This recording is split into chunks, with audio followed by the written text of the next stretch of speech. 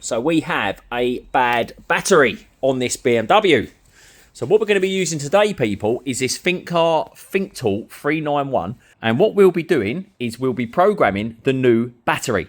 So what we're going to do, we're going to use the maintenance function here on this Thinkcar Thinktool. And then we are going to go enter. And then what it will do is it will connect through the VCI. And then it will pull the data through from what the car is actually reading. And then what we will need to do is go in and tell it that we've had a new battery. So of course it is the BMW, and we all know that BMW indicators don't work, but that's a private joke. They do actually work, but a lot of people say in the comments below that people with BMWs don't have indicators. I can confirm that. And as a BMW driver, you can confirm it, can you? Yeah, I don't have indicators. He does have indicators. There we go, people. Right, so we'll let this load up. So then we've got the option here to register the battery replacement. And then you've got two sides to the battery replacement. You've got the battery change, which will tell the FEM module. And then you've got the battery exchange, which will then tell the ECU. So both need to be done. So we'll go into battery change. It will pull the VIN data through. And it will tell us what the details are of the vehicle. So it will then collect the vehicle data. And now we know that the battery that we've got in this is an 80 amp hour battery. So it should be nice and easy just to swap it across.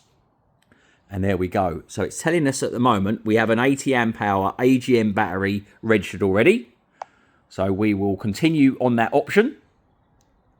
And the good thing is we're not changing the amperage up or down. So it should just be a nice, easy register the new battery so it knows when it was done. And then it will then continue to monitor that battery that's in the vehicle. There we go. So now we're on this screen. You can tell it what battery has been fitted. Now, most of these BMWs on the F series are normally an AGM battery. So we have got an 80 amp hour battery. It will tell us to cycle the ignition for 10 seconds. So what we're going to do, we're just going to go down here, turn the ignition off for 10 seconds. Now we're going to put the ignition back on. And then we go up here. Now the ignition is on. We're just going to push OK. It will then take the battery details as recorded. And then change the type of battery, which we don't need to do because we have got the same output. We push OK. And then that's it. Now, what we would then do is we would go in to register the battery replacement. So this is the ECU side of the battery, which is up here for battery exchange. So what we would do is we would push the exchange. It will then pull the data through for the ECU data for the battery.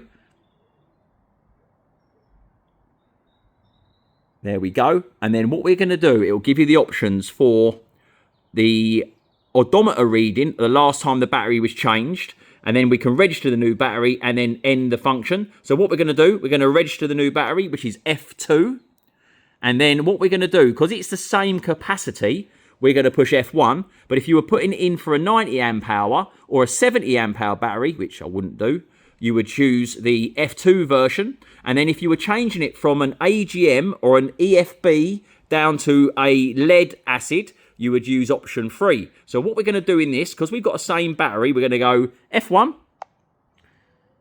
And then battery replacement is entered. Please wait.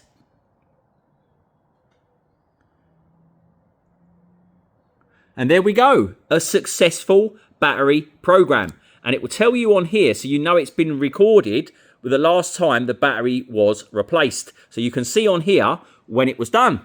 So continue with that option, and it should say the state of charge is fully valid, which is fine.